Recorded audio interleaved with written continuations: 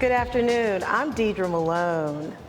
Welcome to Dialogue with Deidre, and we're on site today at the Links at Pine Hill. So Antonio Jones wanted to bring us to his community. So Antonio, welcome to Dialogue with Deidre. All right, first time. I feel pretty good. Yeah. So you grew up in South Memphis? I am a South Memphis baby. Yes, I am. Okay, wonderful. Well, look, this is what we're going to be talking about today. We're talking about mentorship. Yes. We're talking about manhood and community impact, right? A brand new event you're bringing to Memphis called the UNC Awards. Yeah. It's a shining spotlight on the men and mentorship programs helping guide the next generation towards success. All right. So, Antonio, what made you or inspired you to create the UNC Awards? Well, for the most part, to get to where I am now, it took a village, a lot of people, and I'm just privileged to be here in the spot that I am. So I just thought it was just necessary to acknowledge people that get you there, but don't really get the recognition. Was it a lot of men in your life when you were growing up that helped you become the man that you are today? Yeah, for the most part, I did have both my parents, but once I turned the corner, there was a whole nother world out there. So all of my friends, they had dads, and they took me in as one of their own. So when I left the house, I still had a father everywhere I went to. So yeah, that was like one of those things that like, wow, once I leave, I still got a dad. I couldn't get away with nothing much, so it was like one of those things that kind of grew on me. So it took me along the way, and now that I got a child, I'm trying to establish this same kind of boundary with my child. So, it's just a whole cycle. So to your point, it does take truly a village to kind of raise a child. So growing up in your South Memphis community, you had neighbors with fathers who kind of watched you and mentored you. Yeah, because that was my first job. I was blessed to be in the era where if you stayed on the street, everybody knew each other. So my grandma stayed next to our house. So I could go down the street, spend the night or whatever. But my first job, my grandma would call everybody on the street, my grandson going to the store. Y'all need something? Because everybody was like in the elderly kind of age, and that was my first job, and that was my way of meeting people and entrepreneurship. So. I love it. So why was it important to build an event centered around mentorship and just everyday men? Because the most important people don't really get that light sometimes. Most of them don't really be looking for it, but everybody want to be acknowledged there now and then, just to put their bright side, like, I did something, I pat myself on the back, what I'm saying? So I just felt that it was a need, and mentors are so important right now in these times, especially in my communities, because it's so easy to go to the right and do something you didn't plan on doing, but it's just so hard to get out of trouble once you get into it. So was peer pressure like a big thing when you were growing up? Because I know it's like a major thing in this environment right now. Yeah, peer pressure it's all about trying to fit in, and it's different kind of ways to fit in versus going the wrong way with it. Just being yourself is such an important thing, but it's in today's time it's not acknowledged. Everybody want to be somebody else. So Antonio, why do you think that some of these unsung kind of heroes, men, are not being acknowledged today? Well, I can blame a little bit of social media. Everybody is kind of selfish. So not knowing like people can be acknowledged, you don't have to pay them.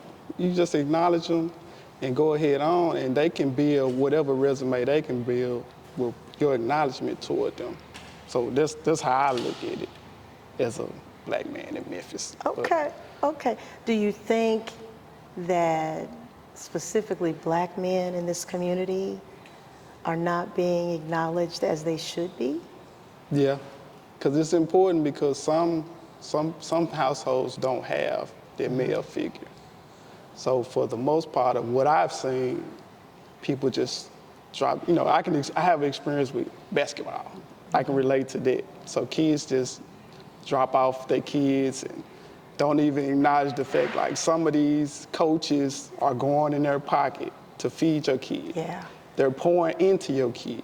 They actually the dad without being the dad. So it's just not a drop off for some of these mentors out here. They really take it to heart and make sure they're making the kids don't get into the wrong situation.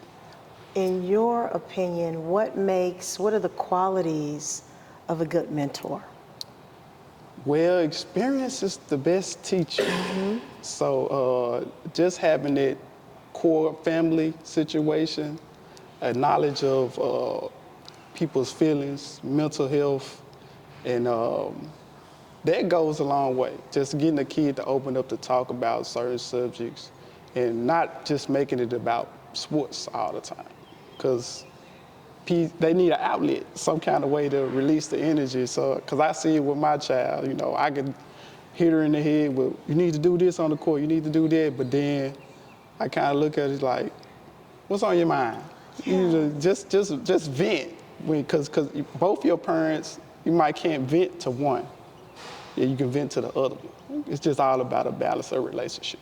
So I'm so glad you mentioned that because, I have 2 adult sons now, but when they were growing up, they always felt comfortable talking to me. Mm-hmm. Even though, when they, mama would try and whoop them, and as soon as they got taller than me, they thought it was funny, right? Right. But they always, and even now into adulthood, they feel comfortable. And now that I have grandchildren, mm-hmm. I see that my grandchildren feel comfortable talking to their parents mm-hmm. about things. So to your point, relationships matter, right? Yeah, they do, because it's certain situations that I was talking to my friend's dad that I didn't talk to my dad about. And it was like, when I got old, I was like, I didn't even talk to my dad about that. Right. But I talked to you. But it's all about being able to get the conversation out to somebody, mm-hmm. to just get a non-biased opinion to, did I do that right, or did I say that correctly, or that's how I approach things. So, do you think mentorship can change the trajectory of a young person's life? Yes, because I'm a living witness. I did Upward Bound. I don't know if you're familiar with Upward Bound. I was an advisor for Upward Bound. Y'all need to know all of that. And my dad made sure I was the first kid there every Saturday. And I was like, why I got to be the first one? And I was there and I was like, okay. So being first, I get to see the teachers first. They asked me how my day was, and then he would go on his spiel and talk it. So now I'm doing the same thing, just talking to random people now and not knowing, like, I've been talking to this person so long. But I used to hate it when he did it in the store. Now I'm doing it now. So it's like some of the things, those life lessons, you gotta take it on as you get older, and it kind of makes you wiser. It makes you a well-rounded person, though. So you're picking up traits from your dad, man. I'm being my dad. I'm being him. I'm being him. So what do you think are some of the challenges that are facing, like, young people, specifically young men, today? It's in some of our communities. Well, it's not enough leaders. I think leaders play a part in, directing certain kids the right way. Funding for different kind of program, the right programs, not just funding to where it's just, I'm gonna put a park here, but it has to be a conversation to where people want the kids, just know what the kids are actually thinking and what they want versus you just putting something up and just to say you did it, but it's not beneficial to the kid. Because when I was little, the only thing connected me to staying out of trouble was sports.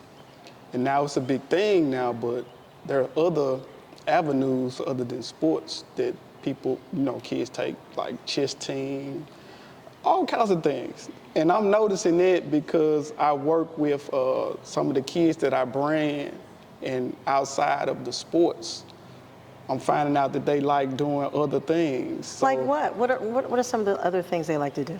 Like my child, she's interested in clothing, but does she want to be like into fashion or? She's on the high dollar side, and I'm like, child, it's really hard for me to buy clothes since I do clothes. But we'll kind of get you the educational process once we get in the store, how stuff works, the cost of goods, the profit margins and stuff like that. But she's into that, and I have other kids that like being behind the camera, taking pictures, video, and stuff like that. So you never know what your kids, if they say they want to do something, like, oh, you're not gonna do that. But let them set the bar for themselves to where, they might figure it out and be a neurosurgeon or some kind of, judge, president. You never know. But don't shoot the dream down because, they're bigger than yours when you was at that age. I'm telling you, my granddaughter, we were at an event, and she said she wanted to be a judge. And I tell her all the time, you got to be a lawyer before you can become a judge. Right. So I've introduced her to judges to say, now, they can tell you how they went to law school, how they practiced law, and then they became a judge. And so, yeah, you got to keep those dreams alive, right? So I'm going to back up. We're going to talk about the event, but I really want to get people to have a better feel for who you are. Okay. So you're an entrepreneur. Let's talk about that. You talked about you're mentoring young men, you're branding them, specifically those, there's some that in the sports area, but you also have a line of clothing. Let's talk about your entrepreneurial spirit. Okay, I'll try to do a little bit. I have a brand called Rough Feathers Clothing. I've been doing this since 2012. It's been ups and downs and challenges. That's with any business. Yeah. The biggest thing for me was being able to pivot, trying to figure out what's the next thing, not trying to go with the trends, coming up with new ideas. But my experience with Foot Locker, because I was at Foot Locker like 10 years, I kind of had like the background on shipping situations, product placement, and I went to school at Lemoyne. So Lemoyne College. Lemoyne College. All right. Shout out. Yeah, but that foundation, I was a fine arts major, so I got the colors and the compositions and stuff like that. So it kind of went together when I wanted to actually work for the company. I was trying to work at the headquarters in New York and didn't get that opportunity. So you know what? Let me try it on my own, and I've been doing it ever since. But the brand message with my brand is everybody go through life hardships. You just use your own wings to fly over. I love it. I try to do a little something. Yeah, use your own wings to fly over it. I like that. That's a powerful message, Antonio. Okay, back to the UNC Awards. Talk to me about the different categories of awards that you're honoring mentors. I could talk about a couple. We have the Mentor of the Year, which is considered like the quote-unquote main award. We got Coach of the Year, Mentorship Program, and we got Role Model of the Year, and I think it's the Visionary Award, Visionary Mentor Award, and a couple of more, but it's like I said, it's tailored toward mentorship. Okay. So any kind of situation where kids are involved and people are playing a part in the lives of the kids. Now, how did you get these nominations in? I submitted my information to all the people that I knew, like 3 or 4 months before so I can get a little feedback on actually how people because it was learning for me too, because I always wonder how people get awards. So I put together a form and sent it out to everybody that I knew through social media, email, and the names came back.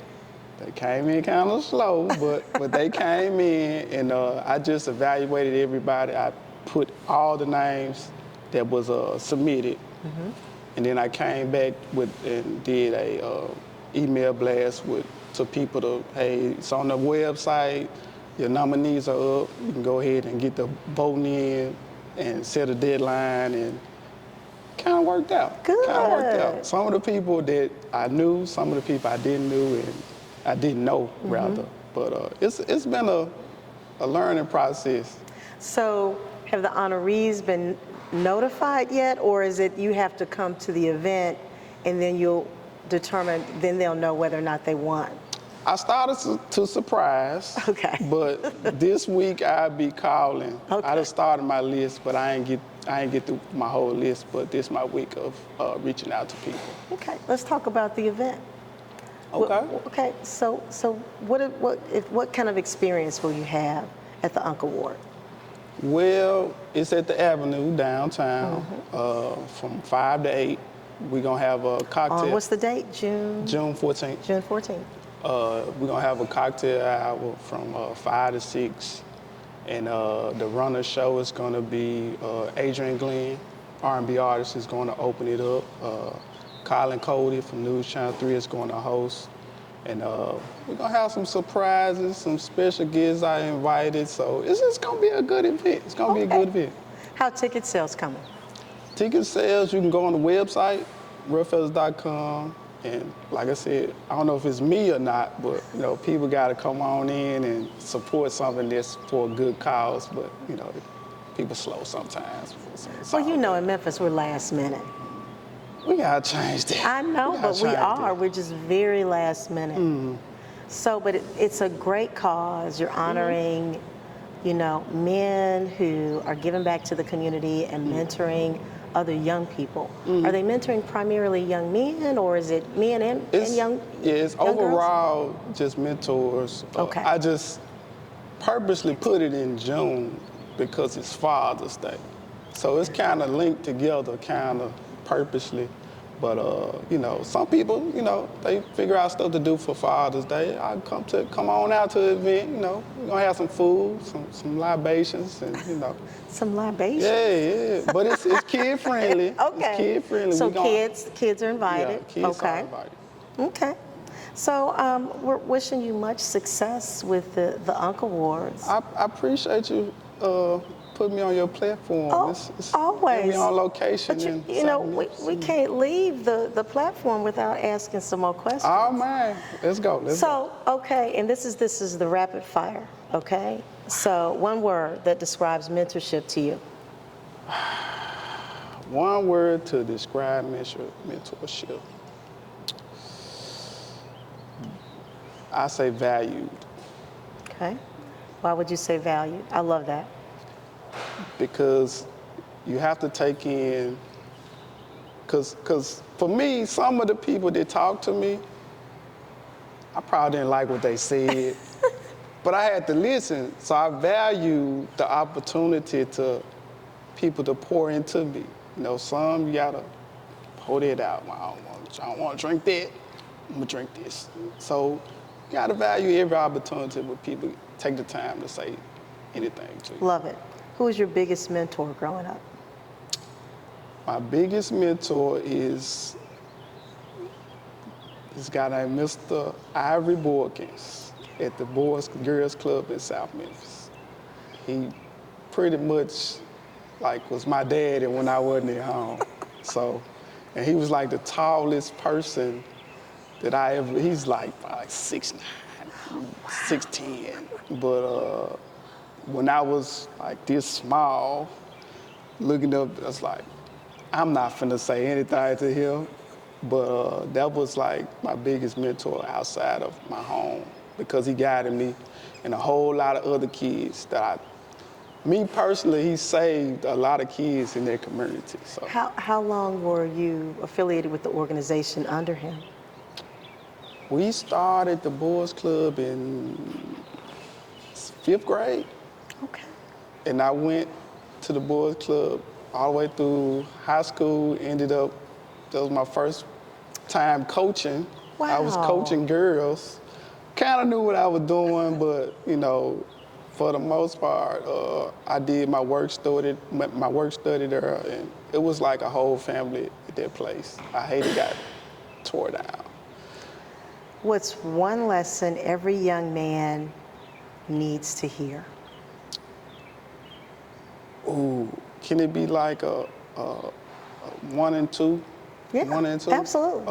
First, like the value of $1. The value of $1.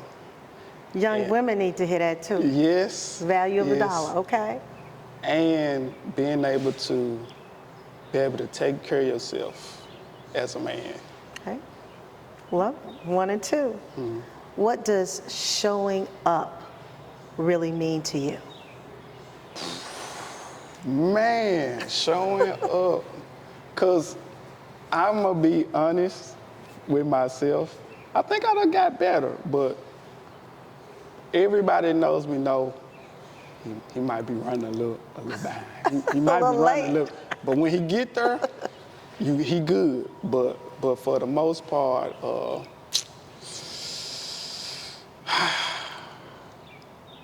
it's so many things, man. So many things. Well, that's all right. We'll go to the next one. Yeah. Memphis needs more what? Opportunity. Okay. I think opportunity, given the right opportunity, it could change somebody's life. And once you get the opportunity, the city can build up off one opportunity versus the next. So, Antonio, what will success look like for you for the UNC Awards? Being able to acknowledge some of the people that save these kids in the community. Not just mine, but like throughout the city. Okay. Is this going to be an annual event? You hope for this to be an annual event? I want to do it every year. Okay. But we're going to see how the people going to do. We're going to see how the people going to do. If they really appreciate, people taking the time to acknowledge people that help these kids along the way. All right, I got a few more questions for you. This is fun time. Come on. Who's your favorite rapper? My favorite, does it have to be Memphis? No. Oh, okay. Kirk won't judge you if it's not Memphis, because he just loves Memphis rappers, but Kirk won't judge. Oh, bad. I'm a Jay-Z guy. On to the next one. Yeah. Okay. Yeah, I'm a Jay-Z guy. All right. But I'm Project Pat for sure, though. I'm Project Pat. All right, okay. Favorite movie? My favorite movie is probably All About the Benjamins. Really? All About the Benjamins. Okay, All About the Benjamins. Awesome. I'm a comedy guy. Okay. Yeah, I like historical pieces, but I'm all about the crime. Gangster, anything gangster. Godfather is like the top of the list, okay? I never saw it. I like Remember the Titans, though. Okay. Remember the Titans 1, too. I remember that, yeah, okay. Yeah. He's not watched The Godfather. Lord, I'm just going to have to bring him the set. I'm going to bring it to you so you can see it. All right, so then favorite food? I think I'm going to say French fries. Okay. Even though I be trying to be healthy, but it don't act right sometimes, but French fries going to be it for me. And some good cabbage. Good cabbage. I love cabbage too. Yeah. How do you like it? Do you like it fried? Do you like it steamed? Fried cabbage. Oh man, I can make some fried cabbage with onions and soy sauce. I just said I was trying to be healthy. It's not bad, but it's not bad. It's still healthy. I'm gonna have to try it. It is good. It's good. I'm gonna have to try it. Antonio Jones, thank you for being on Dialogue with Deidre. Oh man, you gotta do it again. Any parting thoughts you want to share with our viewers about the UNC Awards? Make sure you get your tickets on roughfeathers.com, and if you can't make it, support these mentors and kids that's directing these children out here from going down the wrong path. Antonio, come back on the show anytime. Okay, let's do it. And thank you so much for watching Dialogue with Deidre on the Carter Malone Network. We'll see you next week.